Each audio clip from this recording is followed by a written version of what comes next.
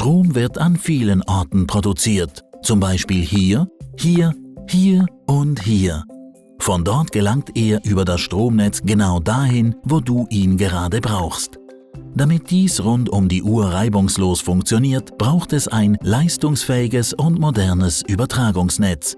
Heute mehr denn je. Mit dem Ziel einer erneuerbaren Energielandschaft wächst die erneuerbare Stromproduktion rasant. Dieser Ausbau stellt das Übertragungsnetz vor große Herausforderungen und kann die Netzstabilität gefährden. Um den zuverlässigen Transport auch in Zukunft zu sichern, schickt der Bundesrat die Gesetzesvorlage Netzexpress ins Parlament.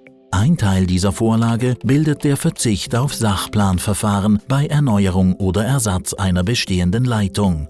Ein wesentlicher Aspekt für eine erfolgreiche Energiewende ist die Beschleunigung des Um- und Ausbaus des Stromnetzes. Das Netz darf nicht zum Flaschenhals der Energiewende werden. Deshalb spielt der Verzicht auf Sachplanverfahren eine wichtige Rolle. Stellt euch vor, das bestehende Netz ist zu einem großen Teil von unseren Eltern und Großeltern gebaut worden. Diese Infrastruktur muss erneuert werden. Mit den heutigen Verfahren ist das kaum fristgerecht machbar.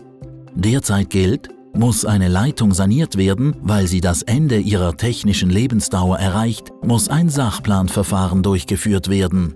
Das Verfahren wurde ursprünglich für den Bau neuer Leitungen entwickelt. Es bringt die Ansprüche von verschiedenen Interessengruppen bestmöglich in Einklang, um die optimale Leitungsführung in der Landschaft zu finden. Für die Sanierung und Optimierung bestehender Leitungen ist es jedoch ein überdimensionierter Prozess.